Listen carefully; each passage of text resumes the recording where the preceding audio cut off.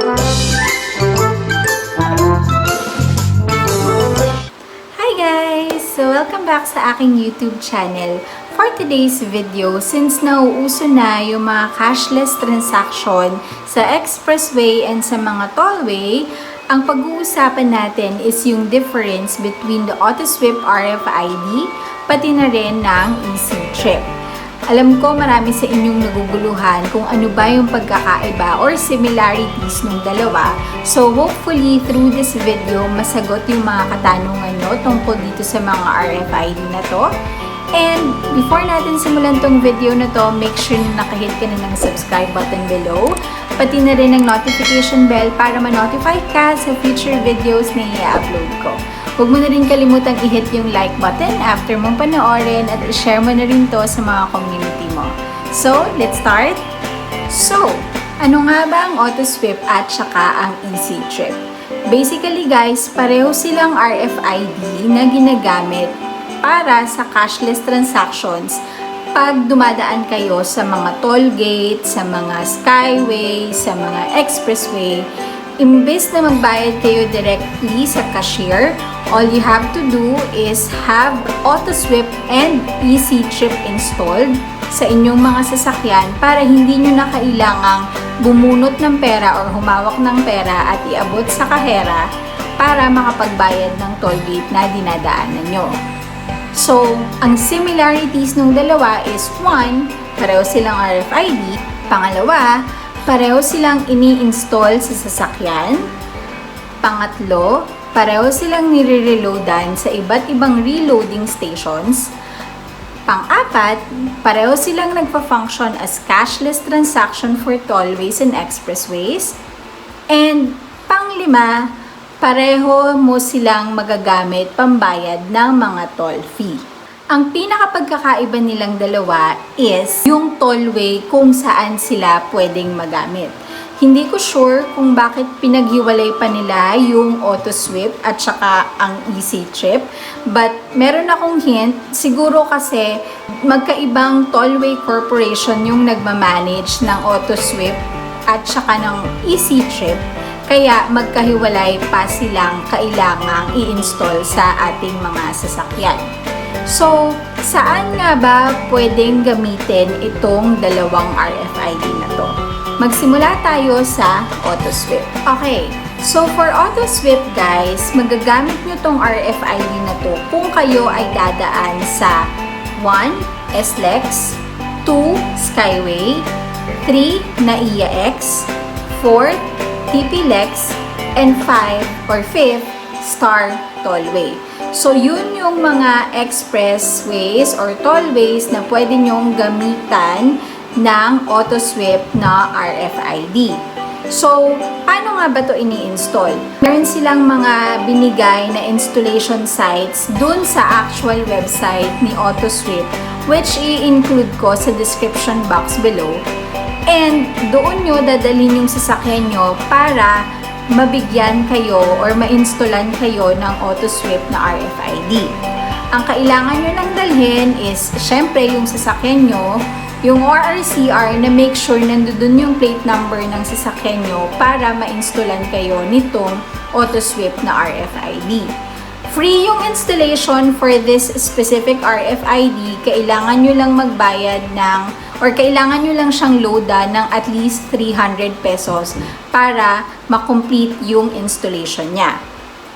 Para ma-check naman yung balance ng AUTOSWEEP RFID, meron kayong mada-download na app dun sa mismong website ni AUTOSWEEP na pwede nyong i-install sa mobile phone nyo para ma-monitor nyo kung magkano yung balance na natitira sa inyong AUTOSWEEP RFID.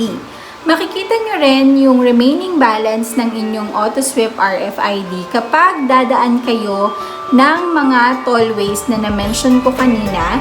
So, di ba, dadaan kayo, biblink yung parang stoplight pagka nakadaan kayo dun sa tollway. Tapos, ibibigay niya yung remaining balance nyo after mag-blink nung parang stoplight. So, ganun siya. Ngayon, paano nga ba makakuha ng AUTOSWEEP RFID? So, dati, meron silang process na pupunta ka lang sa any installation sites, dala yung sasakyan mo, dala mo yung ORCR mo, and then pwede ka nang ma-installa ng RFID. But since nagkaroon ng pandemic, nag-implement sila ng online appointment system para mas maayos at mas nakokontrol nila yung dami ng tao na pumupunta dun sa installation site nila. So kung kailangan mong magpa-install or kung gusto mong magpa-install ng AUTOSWEEP RFID on a particular day, make sure na nakapag-file ka ng appointment online para ma-process or ma-reserve mo yung time and date na yon para ma-complete yung installation para sa sasakyan mo. Again, bakit nila ginawa yon? That is to control yung dami ng tao na pupunta doon sa installation sites nila kasi nga may pandemic pa or we are still on a pandemic state. So that's for AUTOSWEEP. Ang mga i-include ko na links about AUTOSWEEP sa description box below is 1, kung paano sila nakakapag-install, yung actual website nila for their installation and reloading sites, plus yung link ng app kung paano nyo ma-check yung balance for your AUTOSWEEP RFID. And by the way guys, once na in-install ang AUTOSWEEP RFID, bibigyan ka nila ng actual card kung saan nakalagay doon yung parang account number at yung plate number ng sasakyan mo. Ano naman yung purpose nitong card na to? Itong card na to is just in case dumaan ka sa certain tollway kung saan accepted ang AUTOSWEEP at hindi gumana yung RFID mo, kailangan mo lang i-present yung card para malaman nila kung meron tong corresponding balance and makakadaan na kayo. Although it's a bit of a hassle pag kailangan mo pang i-present yung card kasi minimize nga natin yung contact, pero based on my experience naman, bihira naman nangyayari na kinailangan pa namin iabot sa cashier yung card kasi lagi naman gumagana yung AUTOSWEEP ID sa sasakyan namin. So, ganon. So, since alam nyo na kung paano ini-install yung AUTOSWEEP RFID, I would suggest na book your appointment na dun sa mga wala pa. Kasi, effective December 1 of 2020, hindi na po sila tatanggap ng cash transactions, yung mga nabanggit kong tollways kanina. At, fully implement na nila yung paggamit ng AUTOSWEEP nila. Kaya kung mapapansin nyo, pag nag-browse kayo ng FB, may mga caravan ng mga AUTOSWEEP installation kung saan pumupunta sila sa iba't ibang lugar para makapag-serve or makapag-deliver ng installation dun sa mga taong malapit dun sa area na yon. So, yon. And then, let's talk about EasyTrip naman. So, yung EasyTrip, ginagamit naman siya for NLEX, CALAX, C5, pati na rin sa Cavitex. So, yun yung 4 na tollways or expressways na pwedeng gamitan ng EasyTrip. Yung installation, ganun din ang process. All you have to do is bring your car dun sa mga installation sites nila, which i-include ko din sa description box below para may idea kayo kung saan kayo pwedeng pumunta. And what's good about this is katulad ng AUTOSWEEP RFID, meron din silang online appointment form para makontrol nila yung dami ng tao dun sa mga installation sites nila.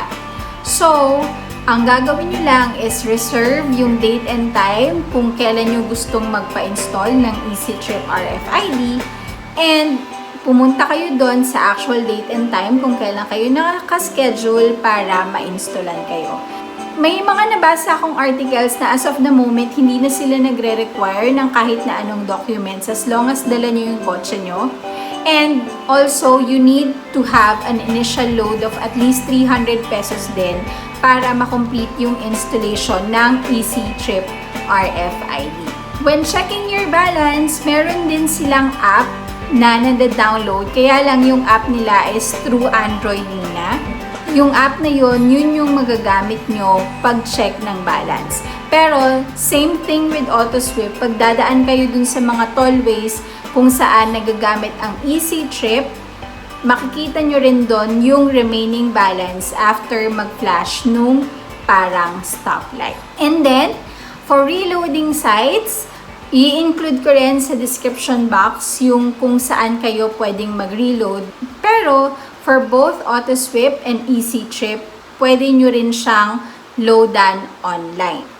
Kapag na-installan na kayo ng EasyTrip RFID, may ibibigay rin sa inyong card kung saan nandoon yung account number and plate number ng kotse nyo para just in case hindi gumana yung scanner pagdaan ng toll gate, yun yung ipepresent nyo doon sa cashier para ma-make sure na enough yung balance doon sa EasyTrip nyo. Okay, so yun yung basic process for you to be able to have both AUTOSWEEP RFID, pati na rin ng EasyTrip. So, kung kayo yung type ng motorist or type ng tao na pareho nyong dinadaanan yung mga tollways na minention ko, I would suggest get both RFIDs para hindi na kayo ma-hassle kasi darating yung time na 100% na nilang i-implement yung cashless transaction and syempre ayaw naman natin na magka-problema kayo kung dadaan kayo doon dahil wala kayong either of the RFIDs na na-mention ko. So as early as now, kumuha na kayo ng pareho. Again, hindi naman siya hassle kasi meron na siyang appointment system. Hindi rin kayo masyadong mag-aantay ng matagal. Basta sundin nyo lang yung process na nasa website nila. And lahat yon i-include ko sa description box below. Okay, so that's it for our video, guys. Don't forget to like and share this video para mas marami pa tayong matulungan ng mga tao. And kung may mga tanong kayo regarding EasyTrip and AUTOSWEEP RFID, feel free to comment down below and pipilitin nating masagot yan sa abot ng ating makakaya. And kung may mga gusto kayong topics or gusto kayong pag-usapan sa next video uploads natin, just comment down below and I'll be more than happy to discuss those topics to you as long as kaya nating mapag-usapan. Okay? So, thank you guys for watching. Don't forget to like and subscribe and see you again on our next video upload. I love you all. Bye!